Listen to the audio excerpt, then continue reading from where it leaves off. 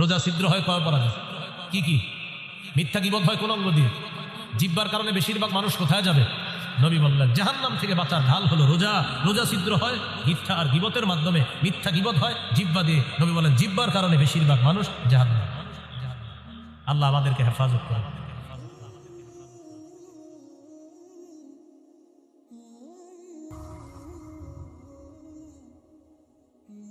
রমজান মাস অভ্যাসগত গুনাহটা যেন রমজানে আমাদের না হয়। সামনে রমজানটাকে চ্যালেঞ্জ হিসাবে যে ইনশাআল্লাহ এবার আমি গুনাহমুক্তভাবে রমজানকে স্বাগত জানাবো, আর রমজানেও আমি পরিপূর্ণ সগীরা কবিরা গুনাহ থেকে যথাসাধ্য চেষ্টা করব গুনাহ থেকে বেঁচে থাকার জন্য ইনশাআল্লাহ।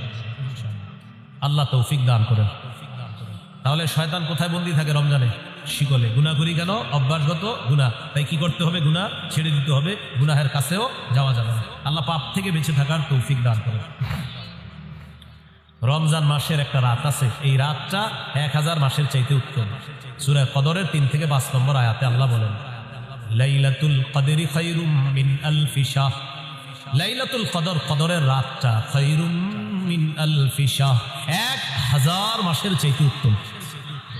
কয় হাজার মাসের চাইতে? 21, 23, 25, 27, 29, 5টা বেজর রাতে ঘুমাবি না, সারা রাত ইবাদত করার চেষ্টা করবেন। 27কে কেন্দ্র করে অপেক্ষা থেকে না, 21 ইবাদত করবেন, 23তম রজনীতে ইবাদত করবেন, 25তম রজনীতে ইবাদত করবেন, 27, 29তম রজনীতে ইবাদত করবেন। বুখারীতে ইবনে আব্বাসের একটা রিওয়ায়াত আছে, উনি বলেন 24তম রজনীতেও লাইলাতুল কদর হতে পারে। বুখারীর বর্ণনা। কত? 24তম। এই বর্ণনা দেখার পর আমার নিজস্ব উপলব্ধি কি জানেন?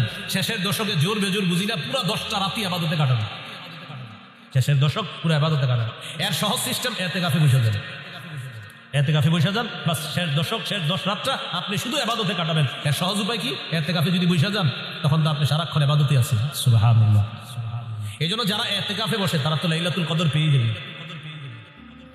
তো যাই হোক, এই রমজানটা শেষের দশকটা একদম মনোযোগ সহকারে প্রতিদিন ইবাদত করবেন, প্রতি রাত বেশি থেকে বেশি ইবাদত করবেন। আল্লাহ তৌফিক দান করেন। এরপরেও যেন বেজর রাত্রিগুলো একটাও আমাদের মিস না হয়। মনে থাকবে তো ইনশাআল্লাহ? আল্লাহ তৌফিক দান করেন। এই হলো রমজান মাসের গুরুত্ব। এখন আমরা জানবো রোজার গুরুত্ব। রোজা, রোজা, সিয়াম। সৌমের আবিধানিক অর্থ হলো আল ইমতিনা, বিরত থাকা। সৌমের আবিধানিক অর্থ হলো বিরত থাকা। কথা না বলাকেও সৌম বলা হয়। কথা না বলাকেও কি বলা হয় ভাই? কথা না বলা কাকে বলে? দেখুন তো আমার দিকে তাকান, যে কথা বললাম না, চুপচাপ থাকলাম, এটাকে কি বলা হয়? সৌম বলা হয়। পেরেশান হয়েন না? ফ্যান খুঁজতেছেন? পেরেশান হয়েন না, সমস্যা নেই। আমার গরম দেখে উনি পেরেশান যে ফ্যান লাগবে না, ফ্যান লাগবে না। এটা হয় এই মুহূর্তগুলো আপনার হঠাৎ গরম, হঠাৎ ঠান্ডা, কিছুদিন পরে হয়তো গরমকাল আল্লাহ তাআলা দিয়ে দেবেন। সৌমের আবিধানিক অর্থ আল ইমতিনা, বিরত থাকা। সৌমের আরেকটা আবিধানিক অর্থ হলো কথা বলা থেকে বিরত থাকা। এটা আমাদের দেশে যদি আইন করা যেত, রমজানে কথা না বলা, খুব ভালো হতো। এমনি রোজা রাখে না খায়া, কিন্তু জিহ্বা বন্ধ রাখে না। মানে জিহ্বাকে খানা থেকে বন্ধ রাখলেও আপনার এটা দিয়ে গুনাহ থেকে বন্ধ রাখে না, মানে খানা থেকে বন্ধ, গুনাহ থেকে কিনা বন্ধ। যদি এরকম একটা মানে আপনার আইন হয়ে যেত যে বিশেষ করে বাংলাদেশে যারা আছে এদের জন্য জিহ্বাটা নিয়ন্ত্রণ করতে হবে। কারণ আমাদের দেশে আপনার রমজান আসলেই সব জিনিসের দাম বাড়ানো শুরু হয়, জিহ্বার মিথ্যা শুরু হয়। অথচ সারা পৃথিবীর অন্যান্য দেশে রমজান যত আসে মুসলমানদের জন্য দ্রব্য মূল্য তত সহনীয় করে দেওয়া হয়, কমায় দেওয়া হয়। সৌদি আরবে রমজান যত আসে, আগে যেটার দাম ছিল বেশি, খেজুরের দাম যদি হয় 10 রিয়াল, রমজান মাসে করে দিবে 5 রিয়াল। পানির দাম যদি হয় 2 রিয়াল, রমজানে 1 রিয়াল। তাদের ইয়াকিন যে একে আল্লাহ 70 দিবে, এটা তাদের ইয়াকিন। আমরা কি করি? যত রমজান কাছে আর খালি খুঁজে হুজুর যে কি কি খায় মুসলমান। 1 নাম্বার খেজুর, বাস 12 দাম। 2 নাম্বার রমজানের কতটুকু অংশ গরম থাকবে? শেষ 20 গরম থাকবে। এবার রমজান আপনার শেষের 20 একটু গরম হবে, তাহলে তরমুজ আটকে রাখো। শেষের 20-এ 12 তরমুজ ইচ্ছা মতো প্রথমে আটকে রাখবে, ছাড়বে না প্রথম দিকে। তখন এটা বাড়াবে, গুদামজাত করবে, এরপরে আপনার এটা সময় মতো বাড়ায় দিবে। এটা কি বলেন ভালো কাজ হলো? না, এটা সুযোগের অসৎ ব্যবহার করা হলো। অসৎ, এটা মুসলমানকে, রোজাদারকে কষ্ট দেওয়ার স্বামী। আল্লাহ হেফাজত করেন। এই হলো আপনার রমজান মাস। সৌমের একটা অর্থ হলো কথা থেকে বিরত থাকা, এটাও সৌমের একটা অর্থ। যেমন পবিত্র কোরআনে সূরা মারিয়ামে আছে, ঈসা নবীকে তার আম্মা যখন কোলে নিয়ে মানুষের কাছে যাইতেছে, টেনশনে পড়ে গেছে। ঈসা নবীর আম্মা বলতেছে, আল্লাহ ইয়া লাইতানি মিততু ক্বাবলা হাদা, আহারে এই দৃশ্যের আগে যদি আমি মারা যাইতাম ভালো হইতো। ওয়া কুনতু নাসিয়াম মানসিয়া, আমার যদি সব ভুলাইয়া দেওয়া হইতো, আমি যদি এমন হইতাম যে সব ভুলে গেছি, তাহলে ভালো হতো। আমার যদি সবাই ভুলে যেত ভালো হতো। কারণ আমি এখন সন্তান নিয়ে যাব, আমার স্বামী নাই, কোনো পুরুষ আমাকে স্পর্শ করে না, জাতি তো আমাকে বলবে সন্তান করতে আসছে। তো বলতেছে ইয়া লাইতানি মিততু ক্বাবলা হাযা, হায় আমি যদি এর আগে মারা যাইতাম। ঈসা নবীর আম্মা এটা বলতেছে। তো আল্লাহ তাআলা ঈসা নবীর আম্মাকে বললেন فإما ترين من البشر أحدا فقولي إني نذرت للرحمن صوما فلن أكلم اليوم إنسيا। তুমি যদি মানুষের মধ্যে কাউকে দেখো তোমার ডিস্টার্ব করতে পারে মানুষ, তখন তুমি বলবা ইন্নী নাযারতু লিররহমানি সাওমা, আমি কথা না বলার মানত করেছি, আমি রহমানের জন্য কথা না বলার মানত করেছি। এই যে সৌমা, সৌমা মানে কথা না বলার মানত করা। তাহলে সৌমের একটা অর্থ কি? কথা না বলা। ফালান উকাল্লিমাল ইয়াউমা ইনসিয়া, আজ আমি কিছুতেই কার সাথে কথা বলবো না, কোনো মানুষের সাথে কথা বলবো না। মাহফিল হইতেছে না একটা কিসের আওয়াজ? কিছু ব্যস্তেছে মনে হয়, কি মাইক দিয়ে নিষেধ করেন তো এরকম মনে হয় আপনাদের মাহফিলের পাশে মাইক বাজবে না। তো আল্লাহ তাআলা বললেন মারিয়াম তুমি কোনো পুরুষকে যখন দেখবা মানুষ না করা হবে রমজান নামক রোজা বা রমজানের মাসের যে রোজা, এই রোজা নামক ঢালটা ছিদ্র হয় দুটি অপরাধে। একটি হলো মিথ্যা বলা, আরেকটি হলো গীবত করা। মিথ্যা এবং গীবত হয় জিহ্বা নামক অঙ্গের মাধ্যমে। তাই আজকে থেকে চেষ্টা করা আমরা জিহ্বাকে নিয়ন্ত্রণ করা, এটার মাধ্যমে যেন আমাদের রোজাগুলা ছিদ্র না হয় যথাসাধ্য চেষ্টা করা। আল্লাহ হেফাজত করুন। তাহলে এবার আপনারা বলেন রোজা ছিদ্র হয় কয় অপরাধে? কি কি? মিথ্যা আর গীবত হয় কোন অঙ্গের মাধ্যমে? তাহলে জিহ্বাকে এখন থেকে সংযত করা, নিয়ন্ত্রণ করা। আল্লাহ তৌফিক দান করুন। তিরমিজির হাদিস 2406 নম্বর হাদিস 2406। এই হাদিসের বর্ণনাকারী উকবা ইবনে আমির রাদিয়াল্লাহু তাআলা তিনি রাসূল সাল্লাল্লাহু আলাইহি সাল্লামকে প্রশ্ন করলেন মান নাজাতু ইয়া রাসূলুল্লাহ, ওগো আল্লাহর রাসূল মুক্তির উপায় কি আমি আপনার কাছে জানতে চাই। রাসূলুল্লাহ সাল্লাল্লাহু আলাইহি সাল্লাম বললেন মুক্তির উপায় তিনটি। ভাই মুক্তির উপায় কয়টি? তিনটি। এক নাম্বার আমসিক আলাইকা লিসানাক, তুমি তোমার জবান সংযত রাখবা, জিহ্বা সংযত রাখবা, এটা মুক্তির এক নাম্বার উপায়। এখান থেকে বোঝা যায় জিহ্বা আপনাকে বিপদে ফেলবে। নবী বললেন মুক্তির এক নাম্বার উপায় জবান নিয়ন্ত্রণ করবে। দুই নাম্বার ওয়ালিয়াসাকা বাইতুকা, তোমার ঘর যেন তোমার জন্য প্রশস্ত হয়। এটার উদ্দেশ্য হলো আপনি কাজ শেষ করে তাড়াতাড়ি বাসায় চলে যাবেন। 6টা বাজে বাসায় যাওয়ার কথা, আপনি রাত 10টা 11টা বাজছে এখনো বাসায় যান না। স্ত্রী ফোন দিয়েছে কি ব্যাপার, 6টায় বাসায় আসার কথা, সর্বোচ্চ 6:30 7টা বাজতে পারে, আপনি এখনো আসেন না কেন? বন্ধুদের সাথে আসে না, বন্ধুদের সাথে থাকা যাবে না। আপনার কাজ শেষ, বাসা, বাসা থেকে বের হয়েছেন কাজ, হয়তো কাজে নয়তো বাসা, নয়তো বাসা নয়তো কাজে, অন্য কোথাও থাকবেন না। নবী বলেন মুক্তির 2 নাম্বার উপায় বাসায় থাকো। কেন? কারণ বাহিরে যে গুণাগুলো আপনি করবেন আপনার স্ত্রী সন্তান মা বাবার সামনে সেগুলো মন চাইলেও করতে পারবেন না। তাই নবী বললেন মুক্তির 2 নাম্বার উপায় বাসায় থাকো। ওয়ালিয়াসাকা বাইতুকা, ঘর যেন তোমার জন্য প্রশস্ত হয়। তাহলে কি শিখলাম? আড্ডাবাজি করা যাবে না। 3 নাম্বার ওয়াবকি আলা খাতিআতিক, তুমি তোমার গুনাহের জন্য কান্নাকাটি করো, তুমি তোমার গুনাহের জন্য কান্নাকাটি করো। তাহলে এখানে মুক্তির 3টা উপায়। 1 নাম্বার জিহ্বা সংযত রাখা, জবান সংযত করা। বলেন তো রোজা নামক ঢাল ছিদ্র হয় কয় অপরাধে? কি কি? মিথ্যা গীবত হয় কি দিয়ে? নবী মুক্তির উপায় বলছে কয়টা? এর মধ্যে 1 নাম্বার কি নিয়ন্ত্রণ করা? তিরমিজির হাদিস 2407 নম্বর হাদিস 2407। এই হাদিসের মধ্যে আসছে ক্বালা রাসূলুল্লাহ সাল্লাল্লাহু আলাইহি ওয়াসাল্লাম ইযা আসবাহা ইবনু আদামা ফাইন্নাল আযা কুল্লাহা তুকাফফিরুল লিসান ইত্তাকিল্লাহা ফীনা ফাইন্নামা নাহনু বিকা ফাইন ইসতাকামতা ইসতাকামনা ওয়া ইন ওয়াজাজতা ইওয়াজাজনা। আদম সন্তান যখন সকালে ঘুম থেকে ওঠে, আমি আপনি আমরা যখন আগামীকাল সকালে ঘুম থেকে উঠব, আমার আপনার সমস্ত অঙ্গ প্রত্যঙ্গগুলা জিহ্বাকে ডাকবে। কাকে? জিহ্বাকে ডেকে বলে ইত্তাকিল্লাহা ফীনা, ও জিহ্বা আমাদের ব্যাপারে আল্লাহকে ভয় করো। পা জিহ্বাকে ডাক দেয়, হাত জিহ্বাকে ডাক দেয়, নাক জিহ্বাকে ডাক দেয়, চোখ জিহ্বাকে ডাক দেয়, কান জিহ্বাকে ডেকে বলে ও জিহ্বা আমাদের ব্যাপারে আল্লাহকে ভয় করো। ফাইন্নামা নাহনু বিকা, কারণ আমরা তোমার মাধ্যমে নিয়ন্ত্রিত। জিহ্বাকে বলে সবাই ফাইন ইসতাকামতা ইসতাকামনা, জিহ্বা তুমি যদি সোজা থাকো আমরাও সোজা থাকবো, ঠিক থাকবো। ওয়া ইন ইওয়াজাজতা ইওয়াজাজনা, জিহ্বা তুমি যদি বাঁকা হয়ে যাও আমরাও বাঁকা হয়ে যাও। তাহলে বলেন তো রোজা নামক ঢাল ছিদ্র হয় কয় অপরাধে? কি কি? মিথ্যা গীবত হয় কোন অঙ্গ দিয়ে? জিহ্বা দিয়ে। সমস্ত অঙ্গ প্রত্যঙ্গ কাকে বস মানে? জিহ্বা। জিহ্বা বস সবাই, এজন্য এটা নিয়ন্ত্রণ করবে। তিরমিজির হাদিস 2408 নম্বর হাদিস ক্বালা রাসূলুল্লাহ সাল্লাল্লাহু আলাইহি ওয়াসাল্লাম মান ইয়াতাকাফফালু লি মা বাইনা লাহইয়াইহি ওয়া মা বাইনা রিজলাইহি আতাকাফফালু লাহু বিল জান্নাহ। রাসূলুল্লাহ সাল্লাল্লাহু আলাইহি সাল্লাম বলেন, আমার কোন উম্মত যদি দুটি অঙ্গের নিশ্চয়তা আমাকে দিতে পারে যে সে জিহ্বা দিয়ে গুনাহ করে না আর লজ্জাস্থান দিয়ে গুনাহ করে না, দুই চোয়ালের মাঝের অঙ্গ তথা জিহ্বা, দুই রানের মাঝের অঙ্গ তথা লজ্জাস্থান, এই দুটি অঙ্গ দিয়ে সে গুনাহ না করার নিশ্চয়তা যদি আমাকে দিতে পারে, আমি নবী তাকে জান্নাতে নেওয়ার জিম্মাদার হয়ে যাব।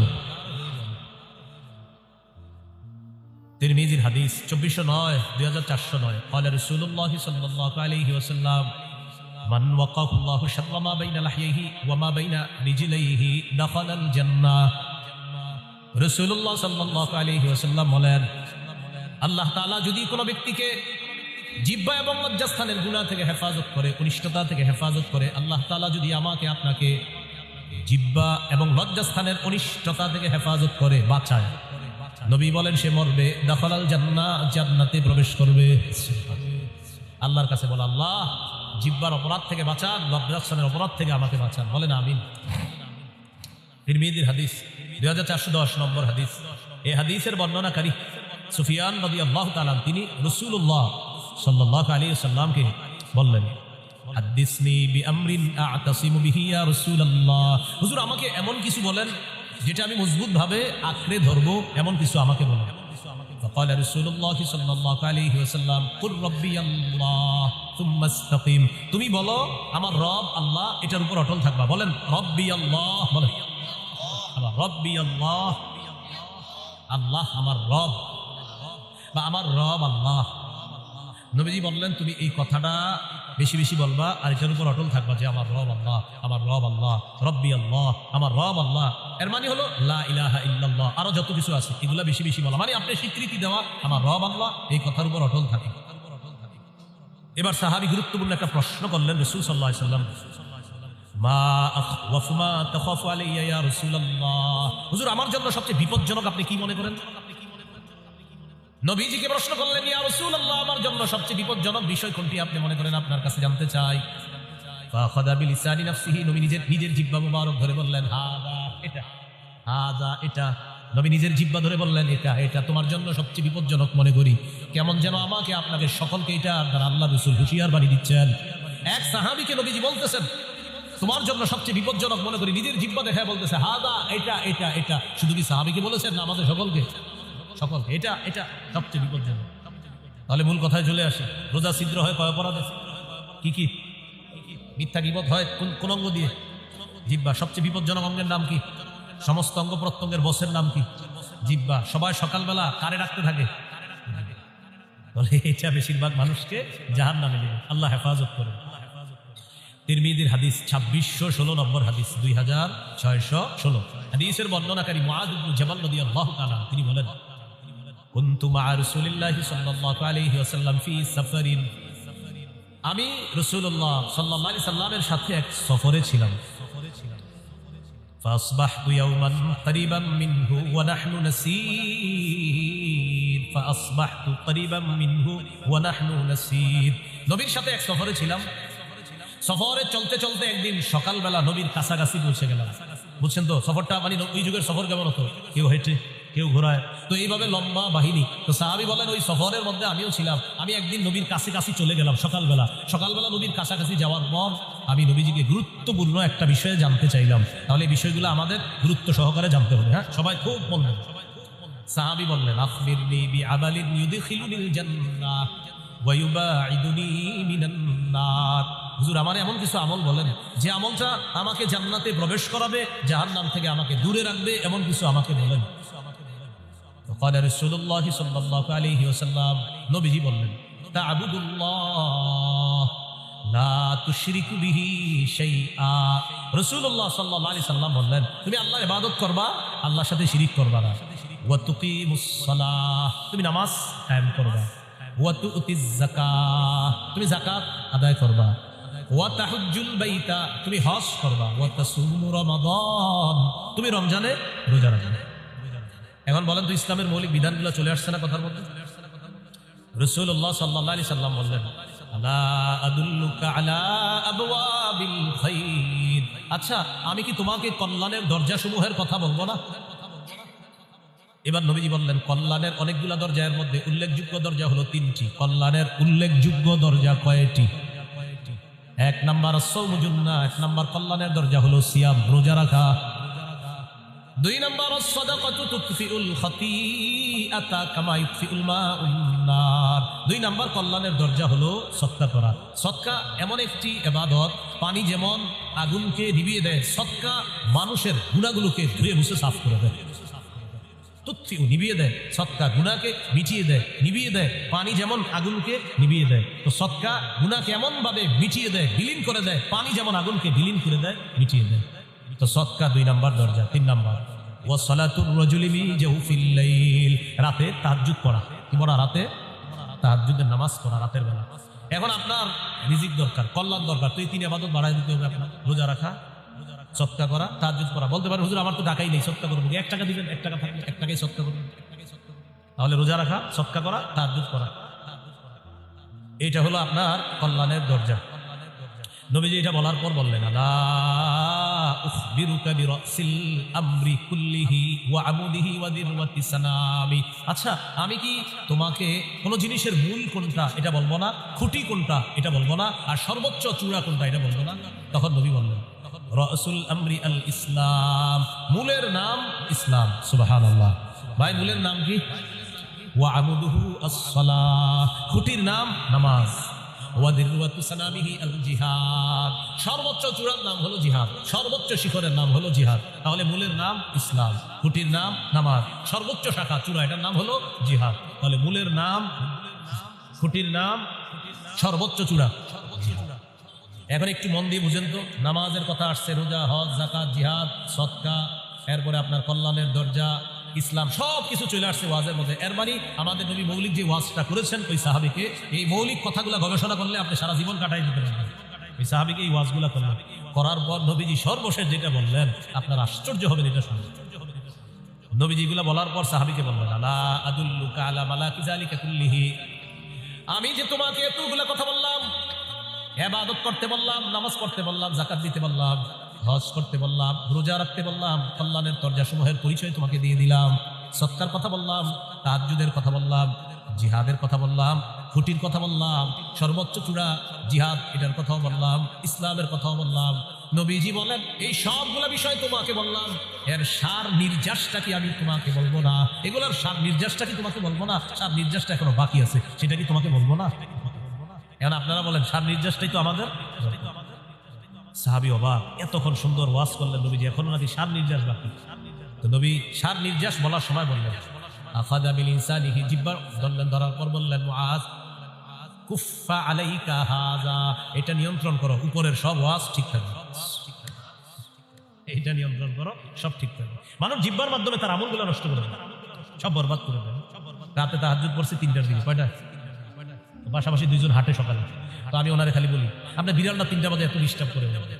উনি আমার একদিন বলে আচ্ছা 3টায় ডেলি আপনাকে ডিস্টার্ব করে কেন? আমি বললাম 3টায় তাহাজ্জুদ করি তো এই জন্য বিড়ালটা ওই সময় আমার ডিস্টার্ব, মানে আমার এতদিন বিড়াল বলার মাকসাদ হলো ওনারা জানানো আমি যে 3টায় তাহাজ্জুদ করি।